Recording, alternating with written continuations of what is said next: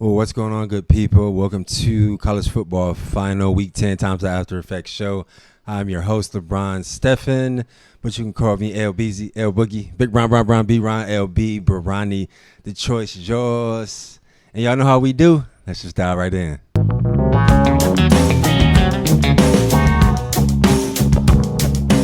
All right, so on the 12 p.m. slot for Week 11, we had number 7 BYU versus number 8 Texas Tech. Now, coming into this game, I thought it was a lot of hype, top 8 matchup. And Texas Tech really just ended up clobbering BYU 29-7. It wasn't even close. Texas Tech quarterback Behren Morton went 17 for 32, 219 yards, and only one touchdown. BYU's quarterback Bear Bachmeier went 23 for 38, 188 yards, and one touchdown. This game was not even close. I want to say it was like 17-0 or 16-0, and then I think they got in the 20s, and then BYU finally scored a touchdown, but it wasn't even close. I definitely thought this would be a better game, but Texas Tech really showed up and showed out with Texas Tech alumni Patrick Mahomes there in attendance and at College Game Day. I thought Patrick Mahomes really, kind of just showed his knowledge in football, going with all of his picks on College Game Day. I know he's admired and loved down there at Texas Tech, all right? So the next game, and to me, the biggest game in Week 11 is number 2 Indiana versus unranked Penn State. I don't know what the spread was, but I'm sure everyone thought that Indiana would kind of somewhat demolish Penn State, but everyone knows that playing in Happy Valley, playing in that Penn State stadium, no matter what Penn State's record is very hard and very difficult, and it's tough to come out of there with a win.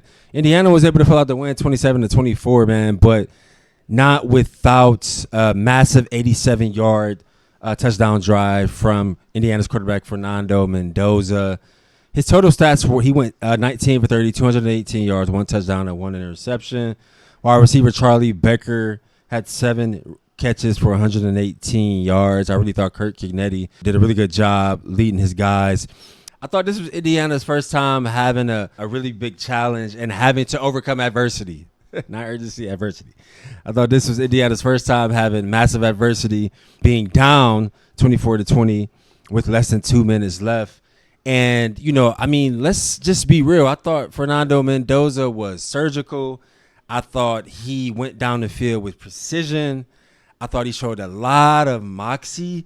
And I thought this was just kind of like a galvanizing moment for the Indiana football team, right? To go 5 for 87 yards, touchdown, like catch of the year in the Big Ten for sure. But what do you all think? Is this the catch of the year for the entire college football season? I know we still have about 2 or 3 more weeks left, but let's just look at this last play. 41 seconds left. Indiana's down 20-24. They have the ball at the, looks like 7. Let's just watch this play. Well, let's watch it play out.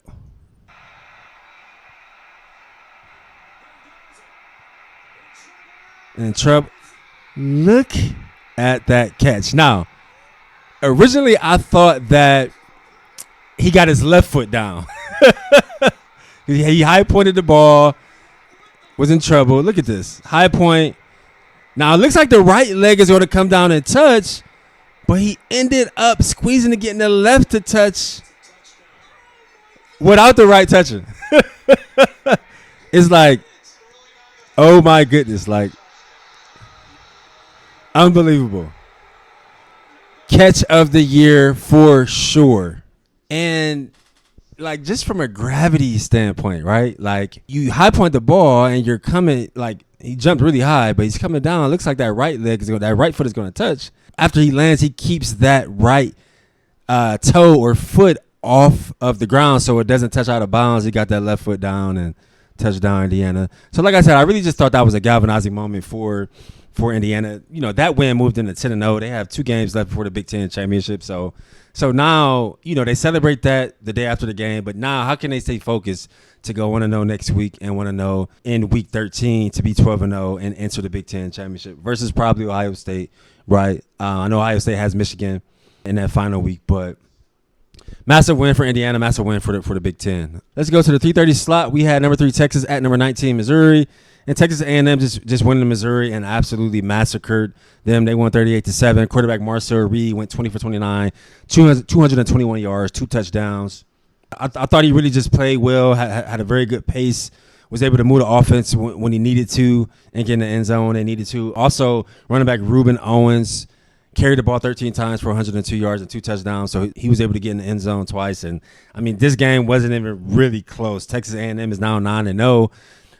Ranked number 3 right behind Ohio State and Indiana. Really, really interested to see how November football plays out and championship Saturday. But Texas A&M just continues to roll, and I have to continue to talk about them because I know that those first couple weeks I really didn't talk about Texas A&M or Marcel Reed. But, yeah, Marcel Reed has those guys humming, so shout out to Texas A&M. Next 3:30 game, we had a top 20 matchup, number 6 Oregon versus my alma mater, number 20 Iowa. Oregon was able to eke out with the win, 18-16. Quarterback Dante Moore did not have a crazy game with 13 for 21, 112 yards, no touchdowns, 1 interception. Running back Noah Whittington added 17 carries for 96 yards.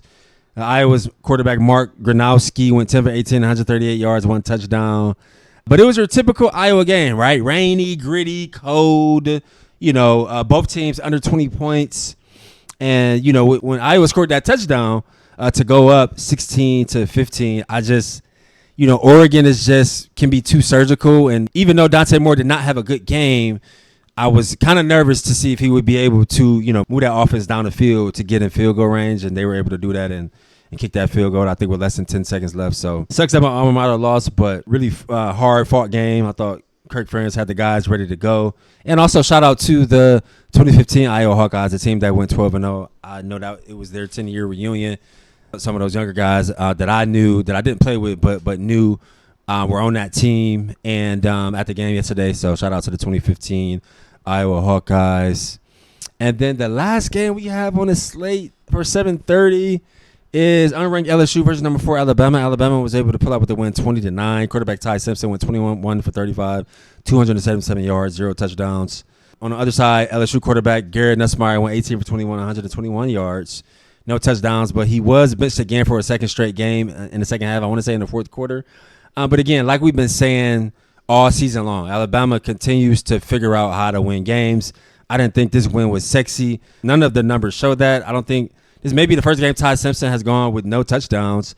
So definitely kind of a defensive game, but I still thought Alabama played very well in all 3 phases, special teams, offense, and defense. And they were able to, pull out with the win. And they can just continue to figure out how to win games versus after that week 1 loss versus Florida State. They're number 4, ranked behind Ohio State, Indiana, and Texas A&M. So, yeah, I mean, roll Tide, Not a massive Alabama fan, but they continue to figure out how to win games. Interested to see how their November football continues to develop. How can they continue to go 1-0 as they approach the SEC championship. And that is all I had for week 11 and episode 103. If you are watching this on YouTube, please subscribe to LeBron Daniel TV and turn your notifications on. If you are listening to this podcast, please subscribe and leave us comments. And yeah, we will continue to, drop college football final every week of the college football season. Getting down to, I want to say most teams only have 2 or 3 games left, and then championship Saturday will be a really big Saturday for all conferences, obviously. So, yeah, I really thought this was a great week 11 of college football, and can't wait for the next week. See you all next week. Peace.